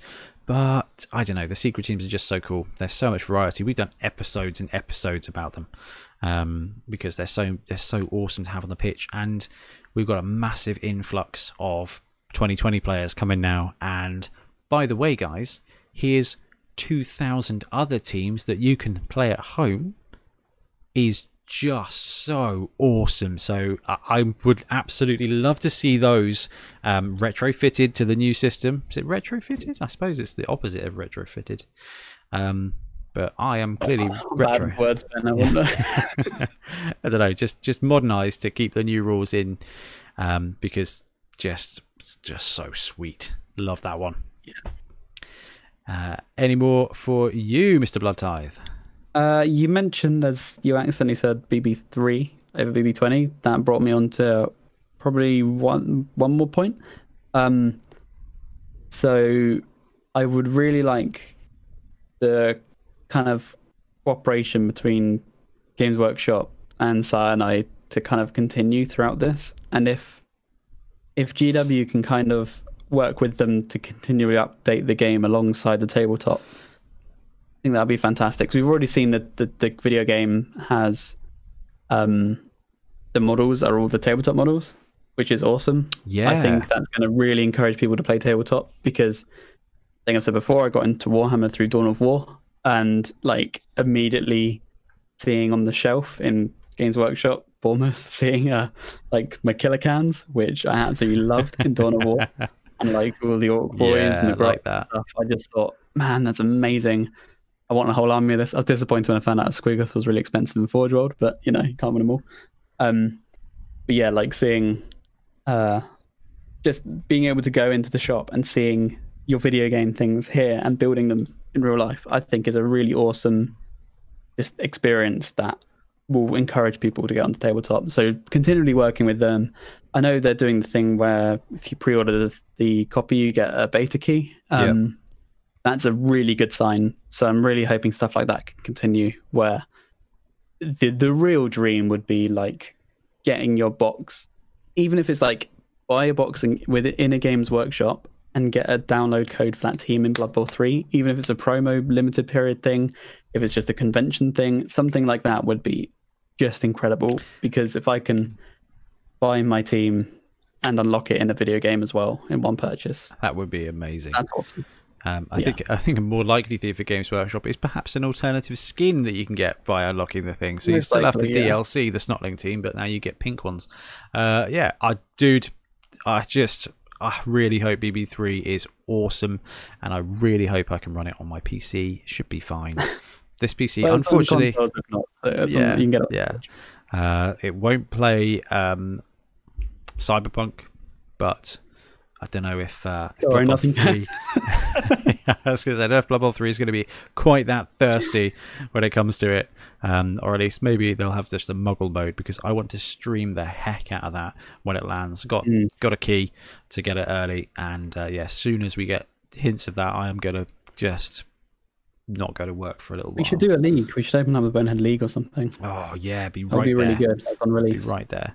Ben, we're going to go through some of these video comments, some of the top video comments we had for it, because I think there's going to be some stuff that actually we're going to agree with massively. Ben, Alibi, all I want for Christmas is more friends that play Blood Bowl. Well, I think this edition is going to massively help with that, because I think it's lowered the cost to entry, like the metaphysical cost to entry as well, because it is refreshed, because it is Blood Bowl, the new edition. Oh, that's cool. It's a good time to get in. It just feels cleaner. It feels just less gunky.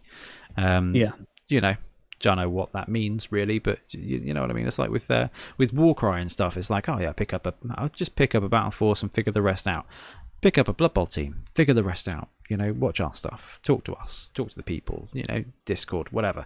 There's loads of Blood Bowl support out there, and I like that. So that's a great shout one. Honestly, I just like a roadmap. This is Random Simple Movies. They did one for Underworlds, and I think Necromunda 2. They did actually.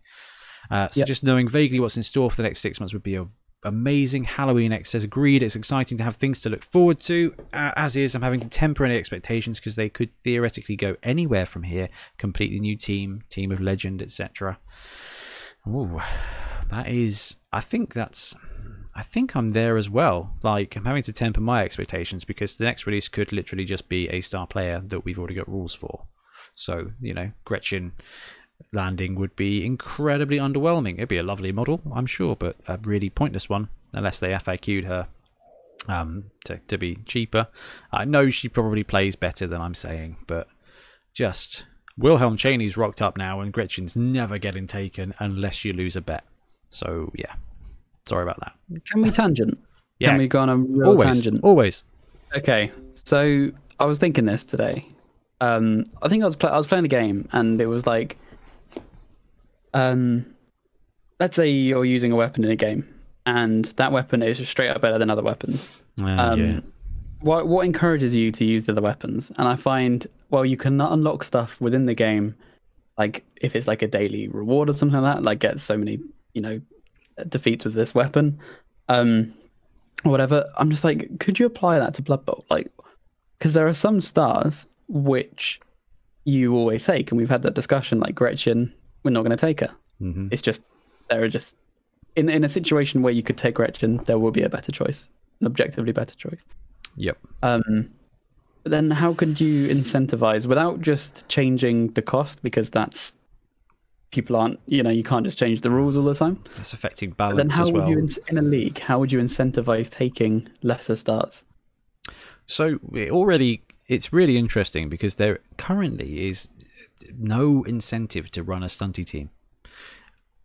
But they are just, although they kind of intrinsically play differently because they are more fun, because they have a lower chance to win. So that's kind of incentivized by your play style. Yeah, I mean, in a league, it would be easy to do something to limit the star players that could be taken, like if a star player is taken, it has to have a cool off period or something, or you can only take a star player once per season, or the more the star player gets chosen, the cost goes up, or like the small world thing where if something doesn't get taken, it gets cheaper. So after 4 games, no one's taken Gretchen, she's 40k cheaper. I know, but for week 4, Gretchen is 40k cheaper until someone buys her. That's pretty good. Yeah, that would be a way of cycling those guys in there. You'd have to put a cap on it, probably like half price or something. But actually, 130k, I'd take Gretchen if I could. I think that's a really good solution. Just reduce the cost of every star until they're picked, and then if 2 people want them on the same day, that's fine. Just for week 7, this player is this. It's kind of like a trade. Like a market or something, where this star player has been taken to is now full price again. I think we should really look into implement that. I just don't think that's really solid. I mean, I think star players are good, and I think they've gone up in equity significantly in this edition. They got boosted, they got powers, they got cheaper normally, but I just don't. I think unfortunately the barrier to entry for star players is massive.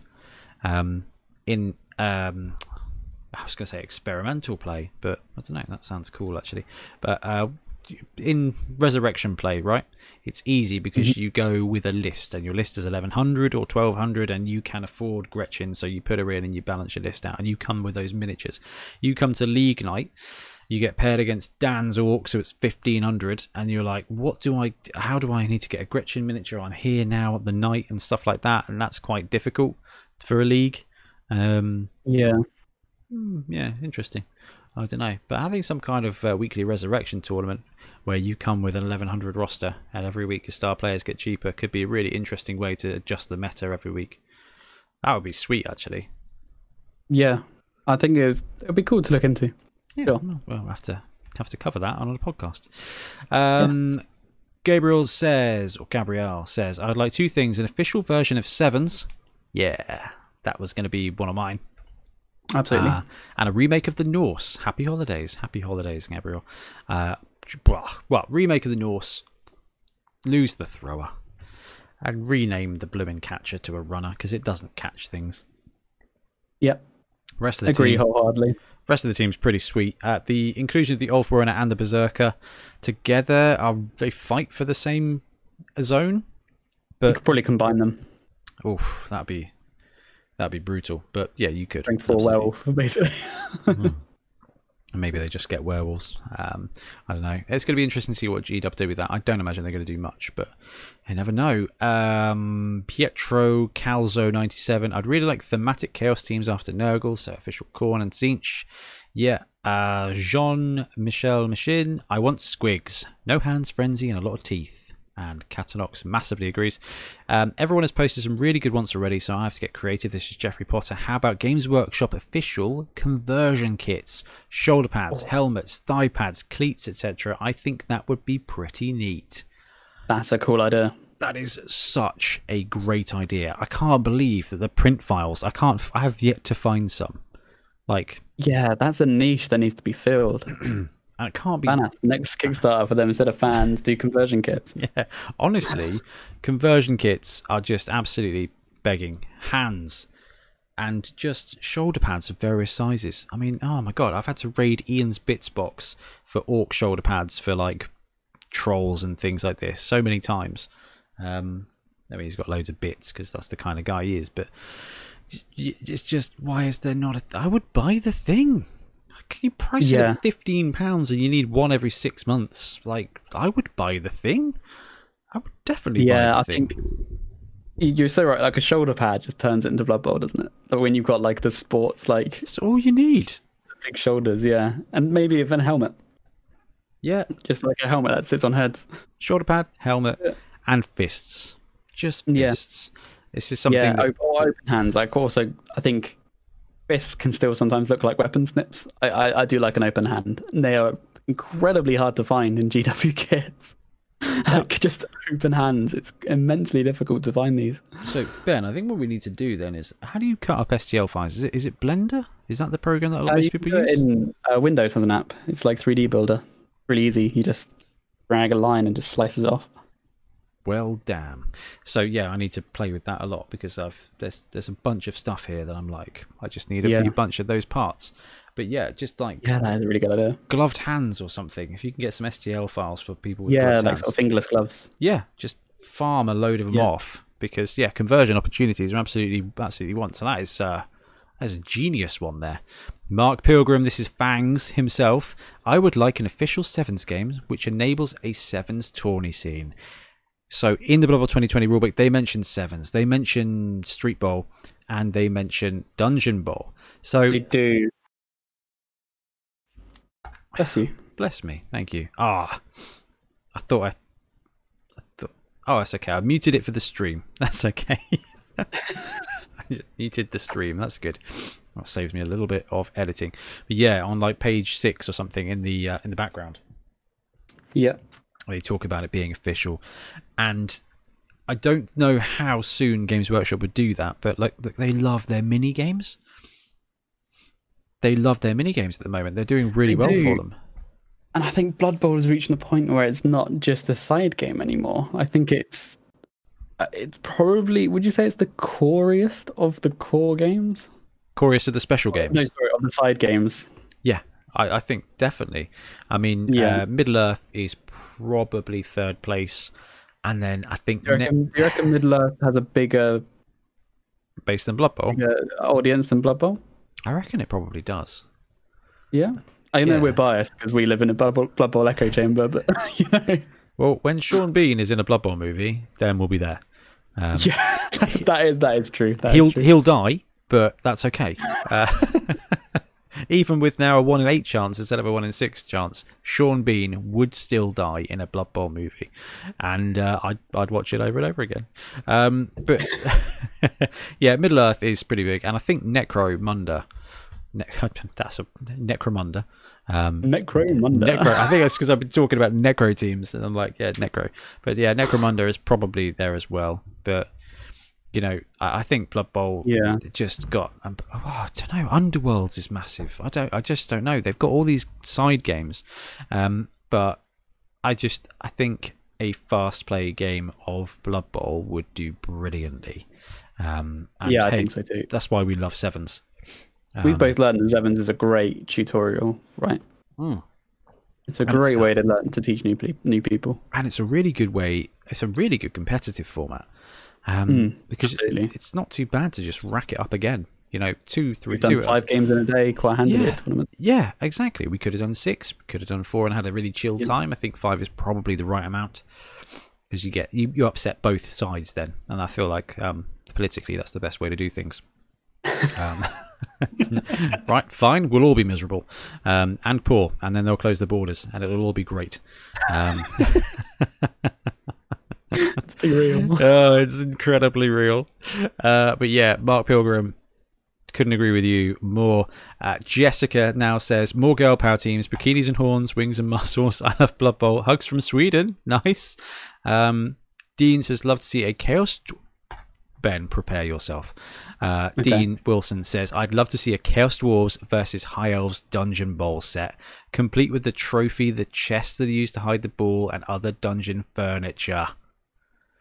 Oh, that's so good. You're basically playing D&D, but with Blood Bowl. We need that. Such a great idea. What an awesome way to drop. Enabled that to be so much more easy to do as well. So much easier to do that. Yeah, I'm struggling to find teleporter pads actually. Triplo printed me some, but I've lost them in storage. So I need to get him to hook me up with those STL files. because I want to print some more portals and I want to superimpose some numbers on to make it slightly easier. But yeah, dungeon walls and stuff, it's just, this is the time for them to shine. Personally, I think there is a hybrid version of Dungeon Ball that you can play on a standard pitch with a little bit of terrain. I think that might be another way of doing it, which kind of, anyway, yes, something like that. You've got the 2020 pitch, sorry, the one in the box set is exactly. Pretty good. Exactly. You chuck some walls down, some Azerite ruins, and you've got yourself a mini Dungeon Ball pitch. Yeah, and if your friend has the starter set as well, and you can put them together, that's probably a pretty good way to get a decent sized Dungeon Ball pitch. Massive sesh there. That's just cool. That is just really cool. But yeah, I think that chance of that one is pretty low. But a Dungeon Ball expansion rule set, they've got to do that. Randall says, I want a live action Blood Bowl role playing game. Imagine LARPing Blood Bowl. You did that though, didn't you? Oh, we didn't RPG. We didn't LARP it. Oh, okay. Not live action. I don't, have you seen role models? Live action. Okay, yeah. I see. Have you seen role models with Paul Rudd and Stifler? No, I haven't. I know of it though. That is such a great. You're gonna watch that film and you will just see me. One, because Paul Rudd is my spirit animal, and two is because it's just all about these guys who sell energy drinks to kids, and they end up getting in trouble with the police, which I haven't been in trouble with the police, to be fair. But they end up mentoring these guys, and they end up at this like LARP festival. It's just awesome. It's just so good. It's like Superbad, but not quite as good. Okay, yeah. Yeah, we've got some stuff here. We've got some Norse teams, Monster Croxagore, Chaos Dwarves, 7 rules. Yeah, that's wicked. So, Squigs, Trolls. Oh, Evan says, I would really like Trolls to be able to throw pump wagons. It wouldn't work, but it would be so much fun. Oh, that's sweet. I think we had this in the stream the other week. I think it might have been the same person asking, can Trolls throw pump wagons? If they had fight stuff, that would be awesome. Why not? That would be really, really, really sweet. So loads of want here for Dungeon Bowl and for more 7s and things. So I think we're the right channel for you straight off the bat. So yeah, Ben, we got some work to do this year. I think we got some 7 stuff to bring back, and then maybe we get some Dungeon Bowl on the go later. That'd be great. It would be pretty sweet to do. Right, was there anything else you wanted to touch on that you kind of wanted to see come out of next year for Blood Bowl? Honestly, no. I just want to be able to play it again. That's the ultimate thing. I want to be able to get a club and play it. That's the most thing. The biggest thing I'm looking forward to. All right, we're gonna take a little sidetrack here again. What do you prefer, tournament? I say tournament. What do you mean, like a game day, or league? What are you egging for more at the moment? I guess is the more better way of saying it. That's a really tough. I mean, I think, I don't know. I really do like tournaments. I really do like the tournament format. I have a lot of fun with that. I think you get so many games in one day. It's just a really cool atmosphere. I think it's just really nice to see a whole bunch of people. And you have a sweet build-up as well. That month before the tournament, where you're thinking, okay, maybe not thinking about the meta, but thinking about what you're going to take, what your build's going to be, what everyone else is taking, which skill do I take. That's the Friday night before the tournament. But yeah, I mean, like that whole build-up is like the game outside the game, isn't it? Yeah. And then you have the tournament, and then there's that kind of like, it's weird, like a kind of come down afterwards. We're like, oh man, that was a big day. Like, there's loads of stuff happened that was wicked. I didn't get enough time to see this, and I wish I'd done this differently. And oh, it's cool. And then you're there in the day, and the scores are building up. And you're checking the leaderboard, and you're like, oh, Rich is going to have to play his son now to take first place in this pod. And it's just have to catch his own son. Yeah, which he did, which was remarkably close. I think he only beat him 1-0. But that kind of build up is really sweet. But on the flip side, League, it has that permanent, like, what's going to happen next week? What's going to happen next week? League is really special. Yeah, leveling up is really fun. I think it's like tournaments is is really good, but you do miss that huge aspect of what makes Blood Bowl so great, and that is the sort of legacy aspect. Yeah, massively. And that's why I'm looking forward to, hopefully, if we can get some filming in next year safely, bringing 7 Super Series back with Blood Bowl 2020 rules. I don't think we'll use the SPP rules. I think we'll kind of go with what we did last time. Because I just don't think it's fun to see one team not get skills for 4 games. Actually, I think it's more fun to try out the skills to see how teams develop, because it's a lot better for you to know that this skill is really good on this player rather than to just it works well in the Super Series format, I think. Yeah, so that'll be cool. I think that does a good job of kind of what's happening next week, what's that next build, and then you end up at the season and you've got like, this guy had this skill, it was really cool. I think I like the way the 7 Series format works. It's because it's kind of like, it's just like League Light, and that makes me very happy, because it just kind of keeps things in pace. Yeah, I think that's everything for me as well. So we're going to take a quick break and we'll be back and we'll run the numbers. And we're back, and it is time for us to do the YouTube random comment picker to find out who has won our copy, or the copy of Blood Bowl 2020 box set that we will ship to whoever wins. So pay attention to this, if I can figure out how this works. So we had 673 unique commenters, and we'll run this and it will fetch all the comments, and then oh, it's okay. The way the screen is, you can't actually see the advert for Cisco. I was going to say, don't do that. Don't do that. Okay, Matt, if you need commenters, we're done. We got there. So here we go. Start raffle and pick random winner. Click. Oh, it's got a little graphic as well. This is a great little side. Okay, Caleb Tong. Ben, this is going to feel fixed.